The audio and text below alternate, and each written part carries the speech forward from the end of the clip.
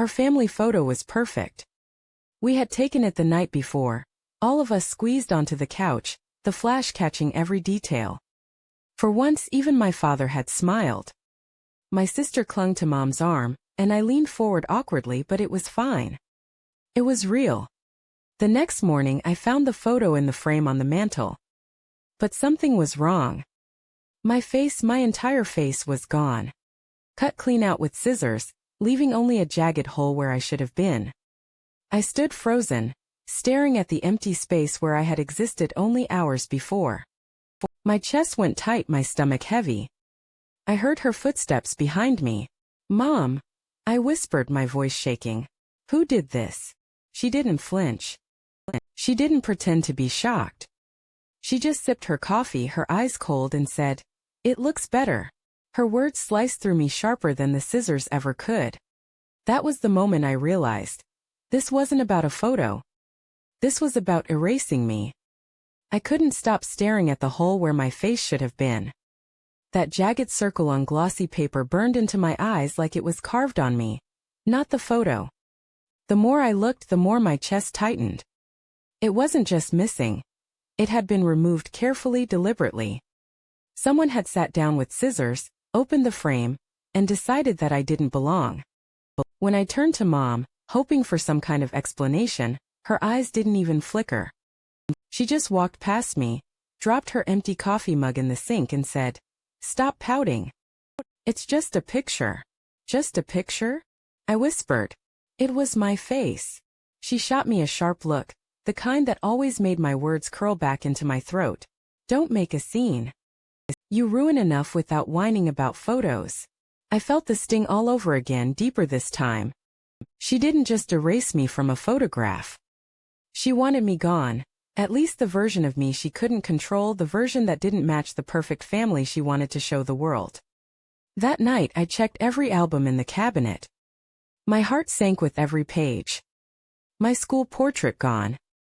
The summer camping trip, cropped so tight that only my sister and father smiled by the fire. Even the family reunion photo, folded so the crease cut right through my body. I sat on the floor surrounded by these butchered memories, shaking. It wasn't just one picture. She'd been doing this for years. When I confronted her, my voice cracked. "Why? Why would you cut me out?" She barely looked up from folding laundry. "Because no one needs reminders of your failures. Pictures are for pride." "What do I have to be proud of?" The words hit harder than any slap. I staggered back, my throat burning. She didn't yell, she didn't threaten. She just dismissed me like I was a stain she'd scrubbed away. Over the next few days I started noticing how deep it went. The hallway wall that used to have all our portraits, suddenly the frames were rearranged. I wasn't in any of them. It was like I'd been plucked out of existence. Friends who came over glanced at the photos and smiled politely, never realizing I was missing. Mom kept smiling too, beaming at them like the perfect mother of her perfect family. But behind closed doors I could see her eyes when she looked at me. Cold, calculating, as though she was measuring whether I deserved to take up space at all. My sister noticed, but she never spoke. One evening as we washed dishes, she whispered, "She says you don't photograph well. She told me once it's easier without you." I gripped the edge of the sink until my knuckles turned white. "I was there," I said. "I lived those moments too." My sister's face crumpled. "I know. But she doesn't want anyone else to know." That night I couldn't sleep. Every memory I had, every birthday, every holiday, suddenly felt like it had been rewritten. All the times I smiled for the camera, hoping for proof I belonged, were shredded by her scissors. It wasn't just about pictures. It was about existence. She wanted a family that didn't include me. And as I lay there staring at the ceiling, the hole in the photo burned in my mind. The silence of the house felt heavier than ever. If she could erase me on paper, what stopped her from erasing me completely? The hole in the photo haunted me. It followed me into my dreams, into every corner of the house. I would walk down the hallway and feel the empty space on the walls where my face should have been, like a ghost pressed against my skin. It wasn't just absence, it was rejection, repeated every time my eyes met a frame. Mom didn't stop. If anything, she grew bolder. One afternoon I heard the sharp snip of scissors from the living room. When I leaned around the corner, my stomach twisted. She was at the table with a pile of prints, carefully cutting my head out of a group photo from the school play. My classmates stood smiling in their costumes, and there was the jagged gap where I had been. I stepped forward, my voice trembling. "Why are you doing this?" She didn't look up. Her hands moved steadily, slicing through glossy paper. "Because one day you'll thank me," she muttered. "No one needs to remember the mistakes you turned out to be." My throat went dry. "I'm not a mistake." That was when she finally looked up. Her eyes were flat, her voice sharp. "You're not worth printing." I stumbled back, my chest aching like she had ripped something straight out of me. The next morning at breakfast, Dad sat at the table reading the paper. My sister scrolled on her phone. I wanted to shout, to throw the photos in his face, to force him to see what she was doing. But when I opened my mouth, Mom's eyes flicked up at me, daring me to speak. My words stuck. Dad barely glanced up.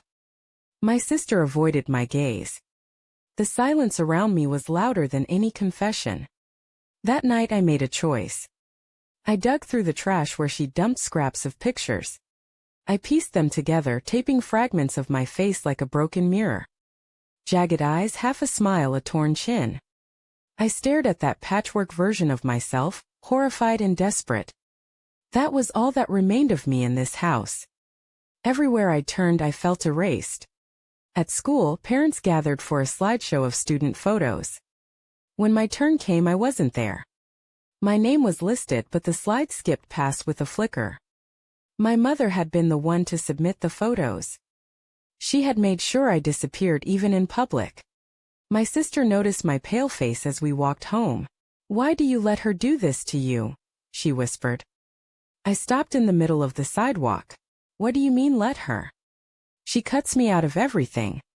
She's making it like I don't exist." Her eyes filled with tears, but she didn't argue. Because she knew it was true. By the weekend, the breaking point came. A family friend visited, someone who hadn't been over in years. They admired the photos on the wall, pointing at my sister, at my father, at Mom. Then they asked casually, "Don't you have another child?" I could have sworn. Mom's laugh was sharp, rehearsed. "No, just the one." "You must be mistaken." The air vanished from my lungs. I stood frozen in the doorway, my hands shaking so violently I thought I'd collapse. She hadn't just erased me from pictures. She had erased me from her words. From her truth. I stumbled upstairs, my vision blurred, the walls spinning around me. I locked my bedroom door and pressed my back against it. The sound of her laugh downstairs echoed in my head, sealing me out of my own bloodline. That night, I swore I wouldn't let her decide if I existed. If she wanted me cut from photos, I would carve myself back into reality. If she wanted silence, I would scream. The next time she lifted those scissors, it wouldn't be my face disappearing. It would be hers.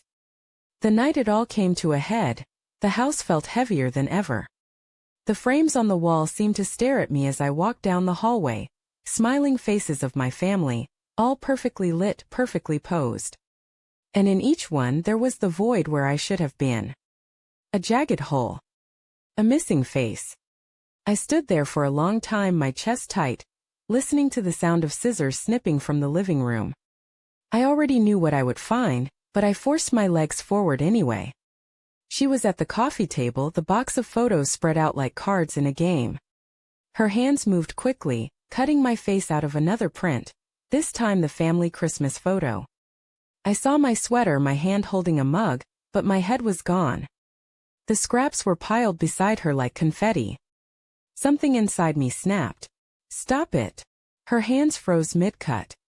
Slowly she looked up at me, her eyes cold, unbothered. "Go upstairs." No, my voice shook, but it carried. "You're not going to erase me anymore." Her lips pressed into a thin smile. "You don't belong in these pictures. You ruin them. This family looks better without you." The words stung like fire, but I stood my ground. "You can cut me out of paper, But you can't cut me out of reality. I was there. I lived those moments. And you don't get to erase me. She laughed, bitter and sharp. Who's going to remember you then? Nobody asks for your face. Nobody wants to see you. Her cruelty should have broken me. Instead, it fueled me.